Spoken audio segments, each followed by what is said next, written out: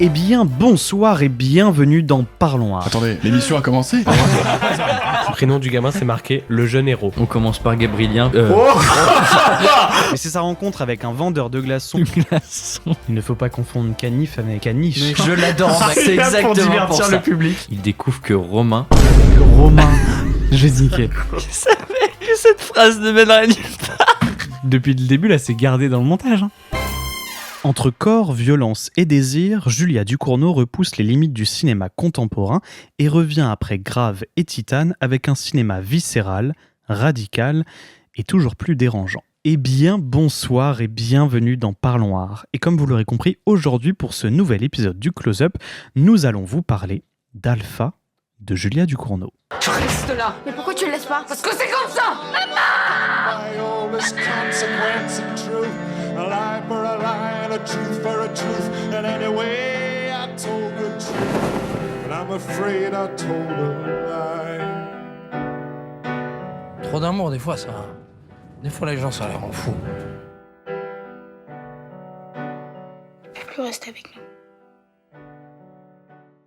Nous sommes toujours accompagnés de notre cher Ethan. Évidemment. Comment tu vas? Ça va très bien et toi? Bah écoute, ça va très très bien, très en forme pour parler de ce film qu'on n'a pas vu ensemble et qu'on ne connaît pas notre avis dessus.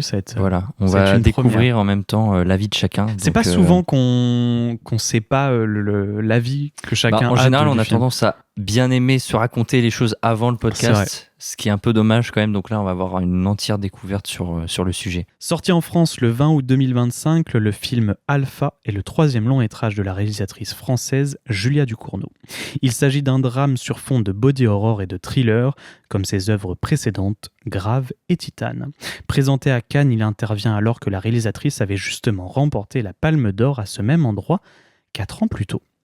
Alors, que vaut cette nouvelle proposition d'une cinéaste désormais attendue pour chacun de ses projets? Voici le synopsis. Alpha, 13 ans, est une adolescente agitée qui vit seule avec sa mère. Leur monde s'écroule quand un jour, elle rentre de l'école avec un tatouage sur le bras. Et on va commencer du coup avec la fameuse question de Parlons Art. Qu'est-ce que tu as pensé du film, Ethan? Déjà, je voulais juste dire qu'en intro, là, effectivement, tu as dit qu'elle revenait à Cannes 4 ans après sa Palme d'Or. Ouais.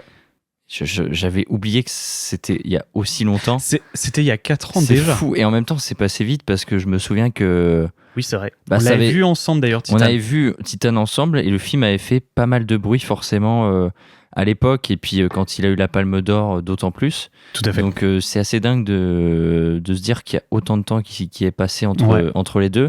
Après, d'un point de vue cinéma, elle a été plutôt discrète, Julia Ducournau. Il me semble qu'elle a travaillé sur des séries ou des choses comme ça. C'est ce qui me semble aussi. à Pas côté. avec M. Night Shyamalan, justement. Il me semblait avoir Alors, vu une photo behind the scene. Pour moi, c'était Wedding Refn ou je ne sais plus quel. Bon, bref. Bref. On Mais va en pas tout cas, oui, s'avancer là-dessus, elle avait mais bossé sur pas mal de il me trucs. semble que c'est quelque chose comme ça.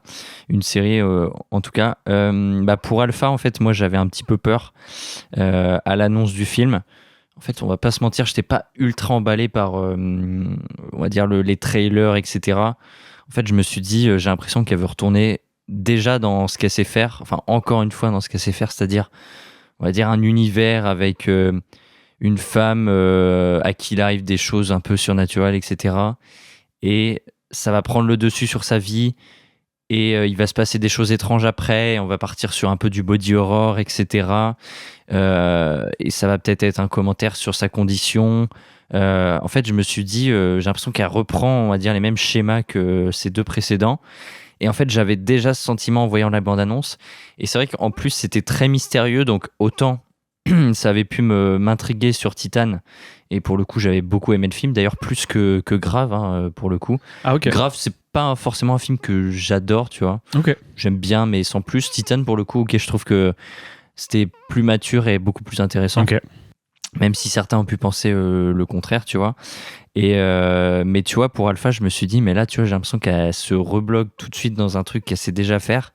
Et c'est un peu dommage. Et effectivement, ça m'a un peu donné raison. Après vision du film, bah, j'ai pas été forcément surpris sur les schémas de réalisation, sur la manière dont elle raconte son histoire, des thématiques dont elle traite. Enfin, évidemment, c'est un peu différent de Oui, ces bien autres sûr. films, tu vois, sur les allégories qu'il peut y avoir. Mais j'ai pas été surpris, on va dire. J'ai pas été emballé non plus par la proposition et j'ai trouvé qu'elle était presque restée, on va dire, dans une forme de zone de confort, si je peux me permettre, tu vois. Bah écoute, j'ai un peu ce sentiment, mais je suis un peu plus nuancé.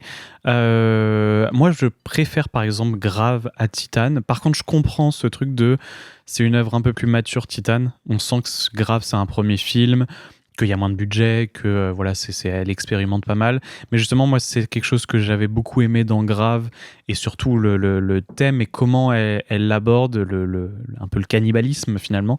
Je trouve que c'était intéressant de voir ça un peu comme une sorte de maladie héréditaire, tu vois. Je trouvais ça vraiment intéressant. Titane m'avait un peu moins parlé parce que déjà, j'aime moins Vincent Lindon. Je trouve toujours un peu... il force toujours, j'ai l'impression, un peu son jeu. C'est quelque chose qui peut un peu me déranger. Après, Titane avait beaucoup de qualités, notamment la photographie qui était quand même très très belle, mais sur Grave aussi. Là, j'ai un peu plus de recul, j'ai un peu plus de mal avec la photographie, mais parce qu'il y a plus de tests et d'expérimentation, j'ai l'impression. Moi, je suis un peu plus nuancé sur toi sur le fait qu'elle reste dans sa zone de confort parce que j'ai l'impression, au contraire, que elle a trouvé un peu ce qu'elle voulait vraiment faire et elle y va de plus en plus, quitte à ne pas être grand public. Ça aurait pu être un peu le risque, après avoir eu une palme d'or, de se dire, il faut que je fasse un peu un film. Là, tout le monde l'attendait. Il faut que je fasse un film qui parle à tout le monde, que machin. Pas du tout. Elle est allée dans ce qui lui plaisait à elle.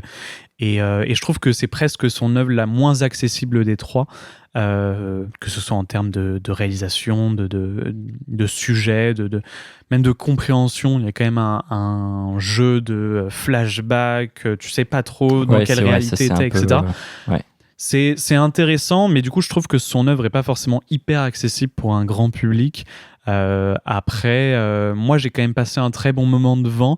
Je savais pas trop, c'est vraiment une œuvre où je savais pas trop quoi en penser pendant la séance et après la séance. C'est-à-dire que pendant la séance, je me disais, est-ce que je suis en train d'aimer le film parce que c'est Julia Ducournau et je sais que c'est elle qui a fait le film et je sais que j'ai bien aimé ce qu'elle a fait par le passé, et du coup est-ce que c'est ça qui me fait accrocher à ce film? Et même après séance, tu vois, je me suis posé vraiment cette question et je sais même pas encore si j'ai envie de le revoir pour déjà avoir cet aspect de la compréhension où du coup maintenant dès le début on connaîtra la fin. Donc voilà, moi j'ai quand même bien aimé. Pour moi c'est pas son meilleur. Par contre, encore une fois, elle prend de la maturité. On sent effectivement dans son cinéma que c'est de plus en plus, j'ai vraiment l'impression que, tu vois, j'ai pas assez écouté d'interviews sur ce qu'elle disait par rapport au film, mais j'ai vraiment l'impression qu'elle se trouve de plus en plus et qu'elle plonge dans un cinéma qui lui plaît vraiment. J'avais vraiment l'impression d'être entre un Nolan avec les aspects tu vois, où tu reviens en arrière, tu machin, et un Gaspard Noé par l'image, par tu vois, le truc un peu what the fuck. Donc voilà, moi j'ai passé un très bon moment et voilà, ça m'a plutôt c'est marrant bien plu. parce que tu savais pas trop quoi en penser, mais t'as quand même passé un bon moment. Exactement. Pendant la séance, déjà je l'ai pas vu passer. Je sais pas pour toi, mais je trouve que c'est un film qui passe assez vite. J'ai adoré la musique. Je trouve que c'est vraiment un bon point. Je passe du coq à l'âne, mais j'ai vraiment beaucoup aimé la musique. Mais j'ai pas vu la séance passer. Je sais pas toi si tu. Ouais, moi je l'ai vu passer parce que. Ouais, ça t'a un peu. En fait, au fur et à mesure et dès les 10-20 premières minutes, je voyais un peu les trucs arriver. Tu savais déjà. Les poncifs, etc. Et je me suis dit, encore ça. Et déjà qu'en fait, j'étais pas emballé à l'idée de le voir. Oui, c'est vrai que t'étais pas du tout emballé. J'y suis allé pour le podcast. Oui, franchement, sinon je pas pense que je serais pas allé le voir. T'étais même pas intrigué parce que quand on avait vu Titane ensemble, Ouais. c'est une réalisatrice du coup qu'on suit un peu, Bah oui. tout le monde a suivi grâce à Palme d'Or. En fait, effectivement, Titane, moi, ça m'avait bien plu, mais en fait, le trailer m'a vraiment pas donné envie, les bandes annonces que j'ai pu voir. Je comprends. L'affiche, en fait. Et donc, à partir de ce moment-là, je me suis dit, tu vois, même si c'est une réalisatrice que j'ai envie de suivre, Ouais. bah là, je le sens pas, tu vois. Et effectivement, j'y suis allé un peu à reculons et ça m'a peut-être aussi poussé, on va dire, dans mes retranchements durant la séance. tu vois. Ouais, je comprends. Moi, je suis moins d'accord avec toi sur l'affiche. Je suis d'accord avec le trailer qui donne vraiment. Enfin, en fait, on n'apprend rien. Ouais. Et en même C'est temps, vague. quand je vois la complexité du scénario et de l'œuvre dans son entièreté, j'ai envie de dire c'est compliqué d'en faire un trailer compréhensible. Ouais. À la limite, on aurait pu comprendre que l'aspect de la maladie, et ça, pour moi, ça aurait pas été dérangeant parce que on n'aurait pas, ça aurait pas spoilé le film si on avait vu déjà ce que la maladie produisait sur les humains. Ouais, c'est vrai. Tu vois, ça aurait pu mettre oui. un peu plus de contexte et pourquoi pas attirer les gens sur ce... Peut-être mettre une fausse piste même pour dire que le film est principalement axé sur la maladie, alors que c'est pas forcément les sujets qui sont les plus importants dans le film. Par contre, moi, l'affiche, je la trouve vraiment sympa. Ok. Je trouve qu'elle correspond bien à ce qu'elle fait depuis le départ. Là, tu vois, je vois derrière toi, il y a Titan et Grave. Et c'est vrai que je trouve que ça marche bien. J'avais moins aimé Titan. Je trouve que l'affiche de Grave était vraiment jolie. Et du coup, là, elle revient un peu à ce orange sur l'affiche très pétant, toujours des couleurs très pétantes. Par contre, par rapport au film, je la trouve moins cohérente parce que l'image n'est pas du tout pétante, surtout Ouais. 3/4 du film. Oui. Il y a une partie Alors, qui est un peu plus peut-être que pétante, c'est mais ça aussi qui m'a un peu déconcerté, c'était de voir une image très très désaturée. terne, Ouais. très... Et dans la bande-annonce, en fait, c'est quand même assez flagrant, je trouve, surtout quand on connaît... Enfin, du moins, alors peut-être pas Grave, qui est un peu peut-être plus simple, tu vois, on va dire, Oui. en tout cas en termes d'image moins pétant. Totalement. Mais Titan, franchement, Ouais. c'était une explosion de couleurs. Je me souviens évidemment de la séquence d'intro avec Avec la les voitures, voiture c'était en magnifique. flammes, etc. C'était Je suis très joli. entièrement d'accord. Les gros plans sur le sang, etc. Et effectivement, là, quand j'ai vu les trailers, je me suis dit, wow, ça a l'air vraiment très sombre et ça m'attirait moins, en tout cas, on va dire, dans le style visuel. Même si d'un point de vue visuel, ça veut pas dire que c'est pas du tout réussi. Je trouve qu'il y a Non. des beaux contre-jours, des beaux. Enfin, on est quand même vachement en huis clos, mine de rien, dans ce film. Ouais. Et je trouve que l'environnement est quand même assez bien éclairé par les fenêtres, etc. On a vraiment l'impression d'être dans un monde apocalyptique, mais depuis l'intérieur, en fait. Exactement. Et je trouve ça assez intéressant. On a d'autres idées visuelles qui sont vachement intéressantes. Moi, je pense à la séquence sur l'échafaudage, Oh, où on a magnifique. l'impression d'être en fait sur un bateau qui tend, etc. Et on a la tempête qui vient. Celle-ci, elle m'a un petit peu marqué cette séquence. On a aussi les autres expérimentations visuelles avec des effets spéciaux, évidemment, qui viennent contrebalancer les personnages qui se dispersent un peu en sable à certains moments du film, notamment à la fin. Tout à fait. Donc je trouve que néanmoins, c'est pas dénué de sens et d'intérêt, en tout cas en termes de l'image, mais c'est juste que effectivement, elle respecte peut-être une DA qui se rapproche un peu du désert, de ce qu'elle veut raconter, de l'état de redevenir poussière, etc. Donc on est vachement dans le marron, brun, des couleurs qui sont pas forcément attirantes au premier regard, mais ça garde une cohérence qui, en tout cas, moi, me parle moins, peut-être. Ouais. Tu vois. Moi, j'ai même un peu de... Moi, c'est pour ça que je suis moins attiré par cette photographie. Toi aussi. Ouais. Et même, je trouve que c'est presque une facilité de ce changement de colorimétrie pour changer les années. Tu vois, c'est Oui, c'est quelque d'accord, chose qui me ouais. dérange en général dans les films, de se dire, bah tiens, on va changer de colo pour faire... Je trouve que c'est des fois un choix un peu simple et ça me fait penser à des séries un le peu... mieux, c'est quand il y a un cadre, c'est limite, il y a un cadre avec des grosses bandes autour, de travers passes en noir et blanc, tu blanc. sais, vraiment le truc Faut méga vraiment cliché. montrer que t'es Et tu sais, il y a dans de un- l'écho dans la voix aussi, Oui, genre grave. vraiment, c'est le flashback. Oui, il y a- Tu ne peux pas le rater, C'est pas tu très vois. pointé, c'est un C'est peu exactement. flou. C'est... L'image est catastrophique, t'es dans le flashback là, tu vois. Oui, au moins c'est clair.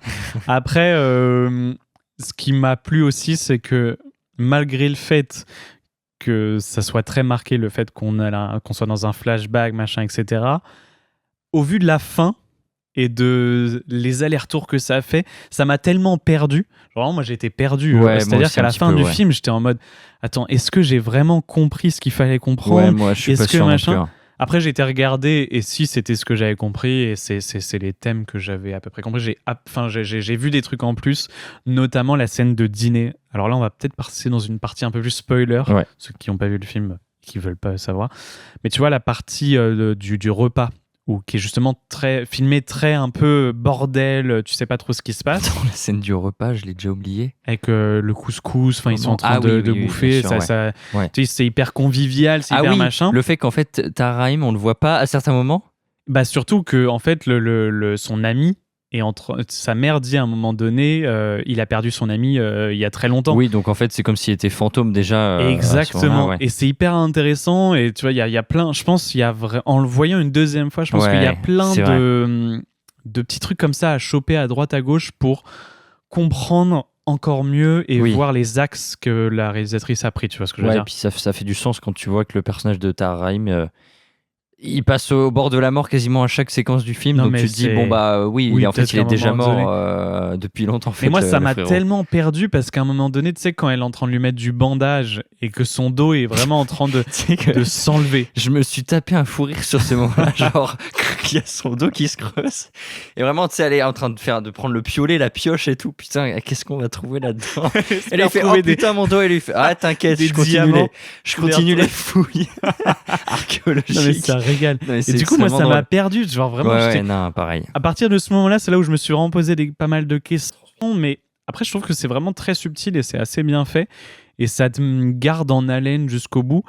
Mais j'aurais tendance à dire que la fin, presque comme un Tenet, où il y a tellement de retour en arrière, puis retour en avant, puis retour en arrière, puis retour en avant, moi, je trouve que que tu sais plus de quoi penser. Et c'est dur de suivre. On va dire trop de symbolique tue la symbolique, tu vois. Exactement. Et soit tu restes sur une fin ouverte, mais là c'est une fin qui est à moitié pas claire et je trouve que c'est moins une fin ouverte parce que on nous explique pas vraiment, mais on nous dit pas, enfin on essaye de nous expliquer à la toute fin si c'est vraiment ça, sans nous laisser, je sais pas, j'ai vraiment été un peu plus en retrait sur la fin parce que j'avais du mal à me dire attends mais est-ce que, en fait je trouve ça dommage de sortir d'un film vraiment, je sais pas, poser trop de questions. T'avais vu Ennemi de Denis Villeneuve ou pas? Ouais.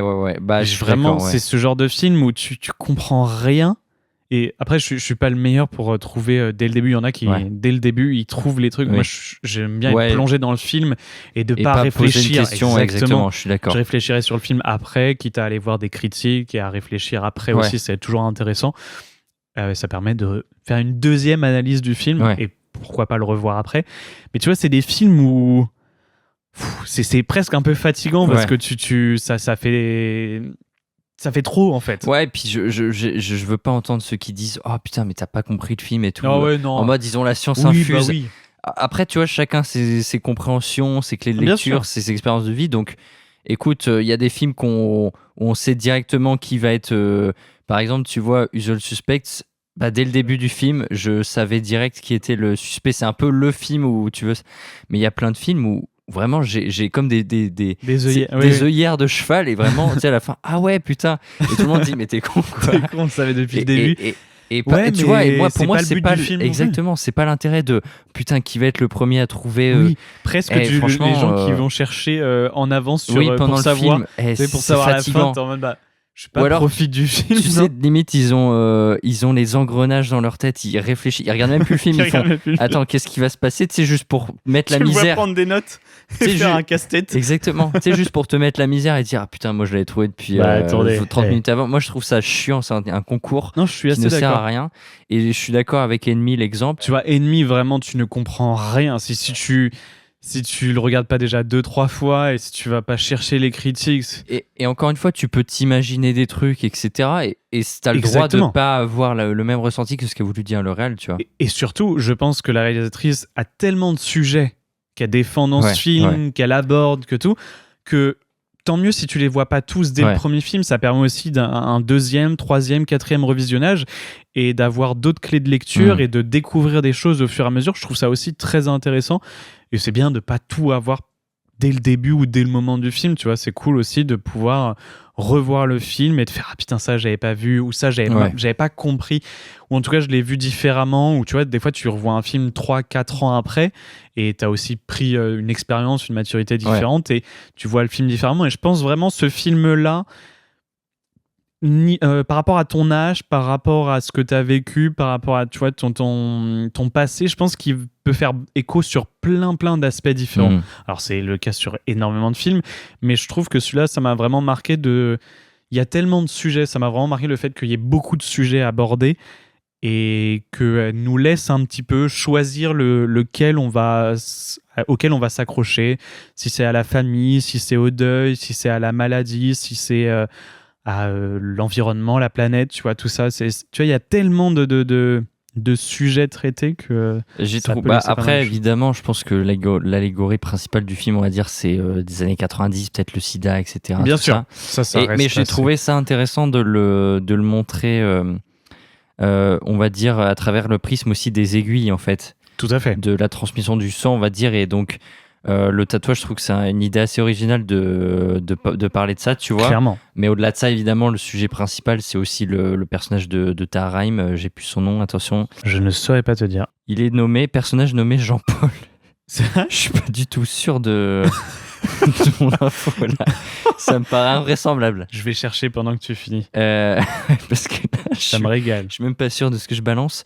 Mais effectivement, c'est aussi un des sujets principaux et on peut se remémorer après des films comme par exemple. Amine, il s'appelle Amine. Et c'est vrai que- Amine. Mais pourquoi Jean-Paul? Je sais pas où est-ce que t'es allé le chercher, ton Jean-Paul, Ouais, mais, ça me paraît fou. mais il me régale. Non, mais tu vois, ça peut rappeler un film comme, tu sais, avec Jared Leto là. Requiem for a Dream. Voilà, Tout exactement. à fait. Et d'ailleurs, Tahar Rahim que j'ai à peine reconnu dans le film, moi, je sais pas à qui il m'a fait penser à Michael Jackson Oui, tu l'as dans mis sur Thriller. sur ta critique Les Dropbox, ça m'a fait beaucoup rire. Effectivement, les joues creusées, le regard vide, là on a l'impression que les yeux ils sont enfoncés dans les lobes, Ah, tu mais vois. clairement, Genre, il est sa méconnaissable. transformation physique, elle est impressionnante et il a un jeu vraiment, tu sais, un peu fugace, un peu, tu vois, sur la réserve, tu vois, vraiment Ouais, très, tout à fait. très minéral, etc. Donc j'ai trouvé ça vraiment très très fort et il est complètement cinglé dans le film. Ouais, mais il est très très bon. Moi, c'est un Ouais. acteur que j'adore, Tahar Rahim. Je trouve que dans tous ses rôles, il impose et il se met vraiment à fond et à Ouais. 200%. Il s'efface derrière le personnage, je trouve. Tu vois, il y a des acteurs qui ne s'effacent pas et qui, au contraire, prennent le rôle plus en tant qu'acteur, tu vois, j'ai envie de dire. Tout de suite, je pense à un Christian Clavier, tu vois, ce genre d'acteur qui... Je dis tout le temps les mêmes personnes, ça me termine.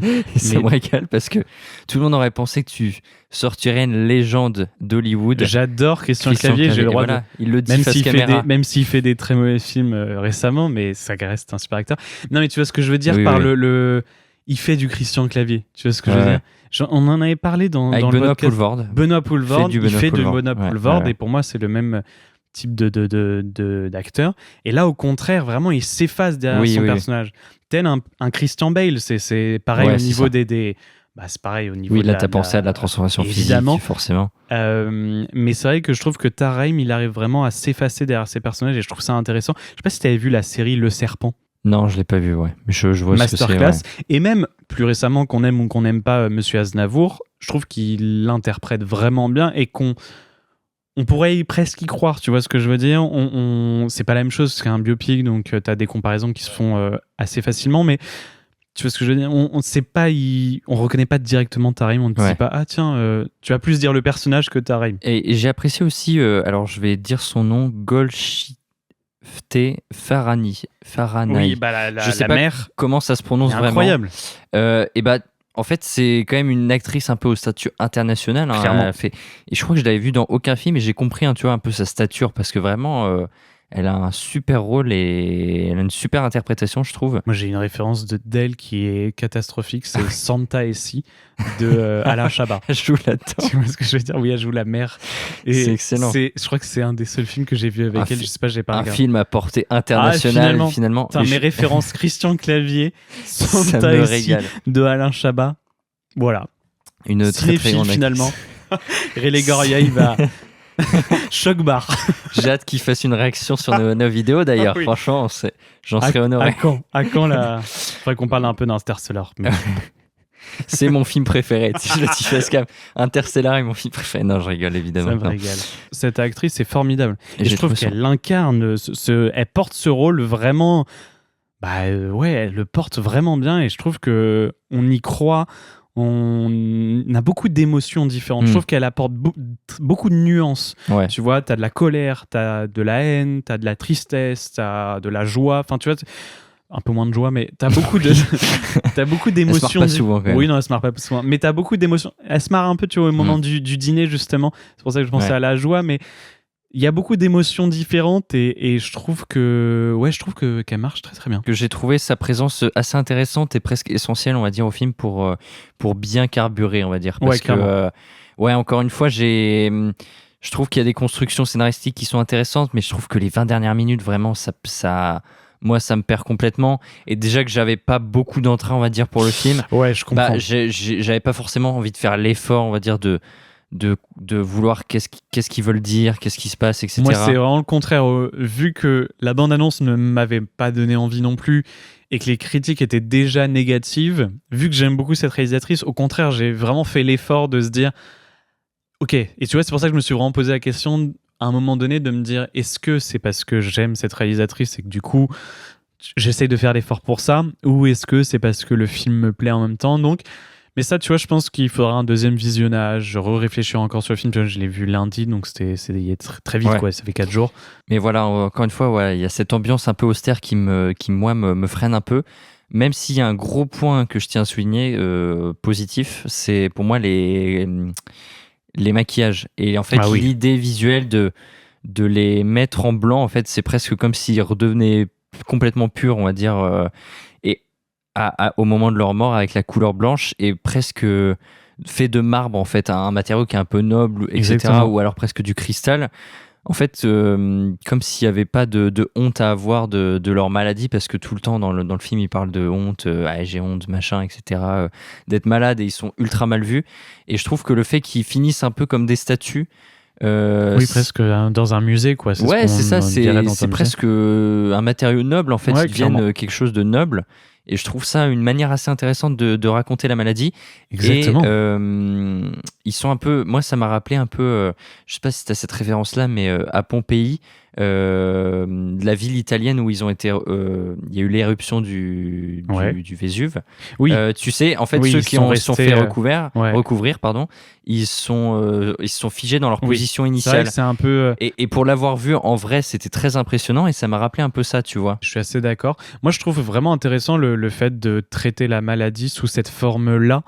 Et effectivement, je trouve que l'idée est vraiment hyper intéressante de se dire, bah, en fait, tu te transformes petit à petit et ton corps se fige. Et voilà, en fait, tu vois vraiment. D'habitude, tu vois, par exemple, un cancer ou ce genre de choses, c'est intérieur. Tu le vois physiquement parce que tu es malade et du coup, tu perds du poids ou ce genre de choses.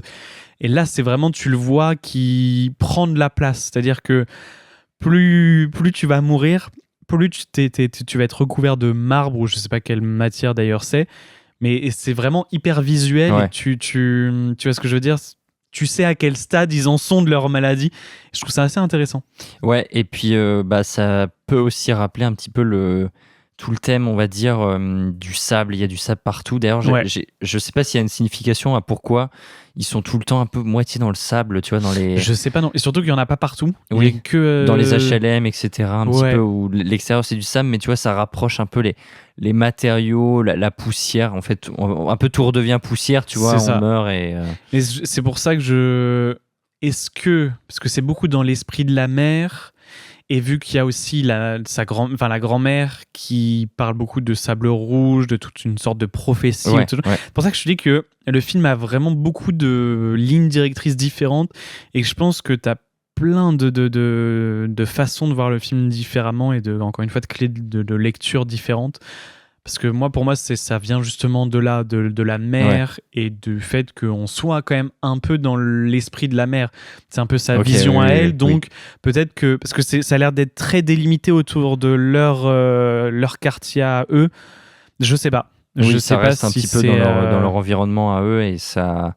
Je sais pas si c'est une faute de budget, et que du coup, tu vois, par exemple, à un moment donné, il y a une scène dehors où vraiment tout est rouge, sauf au fond, où on voit que c'est du bitume comme j'ai pas fait gaffe. Et je sais pas si c'est significatif, enfin si c'est voulu, ou si c'est tu vois ce que je veux dire, si c'est manque de budget, et que du coup ils ont pas été jusque... Je sais pas, je trouve ça bizarre, parce qu'il y a quand même un peu de budget. Moi en tout cas, c'est un peu ce qui m'a freiné sur toute cette ambiance, etc. Mais je reconnais qu'il y a Qu'est-ce que tu penses très beau travail, de l'adolescente?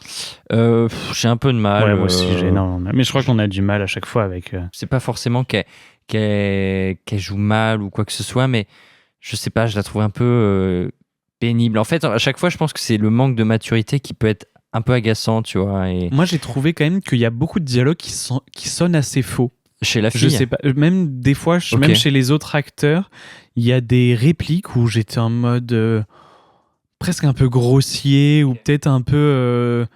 Je sais pas, je sais que je me suis fait la réflexion de plusieurs fois en mode oula, c'est écrit. Alors que ça m'a jamais fait ça sur Titan ni sur Grave. Ouais. Et je sais pas si c'est pareil, peut-être que c'est voulu d'avoir un truc qui peut te décrocher parce que justement pour que tu te poses des questions, j'en sais rien. On devient dans une suranalyse, mais après oui, moi le rôle de l'enfant, enfin l'adolescente, moi j'ai du mal en plus à situer son âge. Je crois qu'elle a 13 ans dans le film, ouais. et j'ai du mal à situer. À la fois elle en fait 13, à la fois elle en fait plus, à la fois elle en fait moins. Au début on dirait qu'elle est camée. Je sais pas, en fait j'arrive pas à situer ce personnage. Après, mine de rien, l'autre grande force, on va dire, du film, je trouve, c'est de pas savoir où on se situe, en fait. Ouais, ça c'est À quelle période. Et je trouve que ce personnage de petite fille incarne bien ça. C'est-à-dire qu'on est un peu dans un entre-deux âges où, sur certaines actions, elle va paraître beaucoup plus grande et sur d'autres, beaucoup plus petite.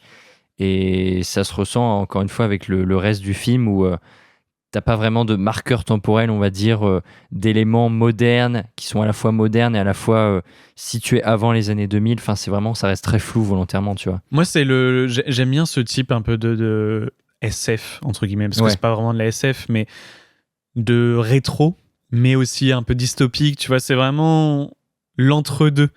C'est-à-dire qu'on va pas te mettre des vaisseaux dans la rue, ou j'en sais rien, ou des mecs qui sont en armure de cosmonautes, mais on est dans cet entre-deux qui marche assez bien, et moi, j'aime beaucoup ça. Voilà, après, globalement, Alpha, c'est pas le film que je vais le plus retenir de la filmographie de Ducournau. Moi, je pense qu'il sera, au vu de ce que j'ai vu cette année, je pense qu'il sera quand même dans mon top 10. Ok.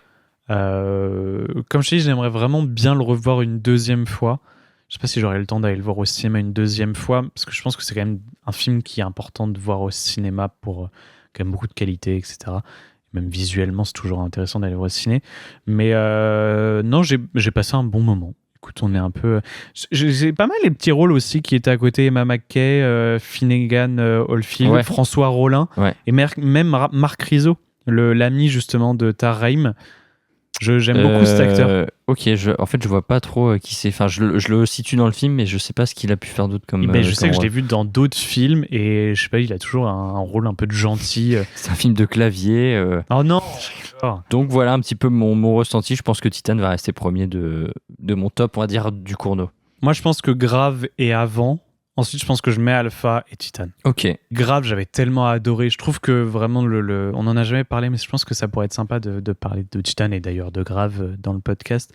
Mais je trouve qu'il y a la manière de parler du cannibalisme est tellement intelligente. Je sais pas, peut-être que... Un petit mot de la fin, juste j'attends le prochain, tout simplement. Ouais, en vrai, moi aussi. C'est souvent comme ça avec les jeunes réalisateurs. Je pense par exemple à Jordan Peele, où comme ils ont peu de films à leur actif, on va dire, tu te dis c'est peut-être les prochains Fincher, donc tu as envie de suivre avec attention leur filmographie, comment elle évolue, etc. Je pense à un Robert Edgers. Bien sûr. Tu vois, je pense à ces cinéastes qui ont que 2-3 films, on va dire, à leur actif pour le moment et qui sont très contemporains de notre génération. Je suis assez d'accord. Surtout que Julia Ducournau, je trouve que vraiment, qu'on aime ou qu'on n'aime pas, je trouve qu'elle fait quand même un peu un sans faute. Elle respecte en tout cas le cinéma qu'elle aime et ce qu'elle a envie de faire. Et tu vois, elle aurait vraiment pu aller à l'encontre avec la Palme d'Or qu'elle a eue, tu vois, et faire un film hyper grand public et qui parle à tout le monde. Et au contraire, non, elle fait un film encore plus intimiste, encore plus personnel. Et je trouve ça vraiment cool. On en a donc fini cette fois-ci pour de vrai avec ce close-up. Merci de nous avoir écoutés. On espère vous avoir donné envie de voir ou de revoir Alpha de Julia Ducournau. On vous invite également à aller nous écouter sur toutes vos plateformes, j'allais dire, mais pas du tout. Allez écouter les épisodes déjà disponibles sur toutes les plateformes de streaming @parlons-art. N'hésitez pas à noter le podcast sur Deezer, Spotify, Apple Podcast, partout. On est partout, évidemment. N'hésitez pas également à nous suivre sur YouTube, sur Instagram, sur TikTok, partout également. Toujours partout. @parlonsart.podcast. Merci Ethan. On a bien discuté, on a passé un bon moment. C'est bien aussi de découvrir un peu notre avis. Et on devrait le faire, débattre. tu vois, plus souvent de rien se spoiler et de mais découvrir généralement on choisit les films qu'on a déjà vus en fonction. Exactement. Mais c'est vrai qu'on devrait faire cet exercice de on se dit un film qu'on n'a pas vu tous les deux. C'était Parlons Art, on vous donne rendez-vous pour le prochain épisode. À bientôt. Salut.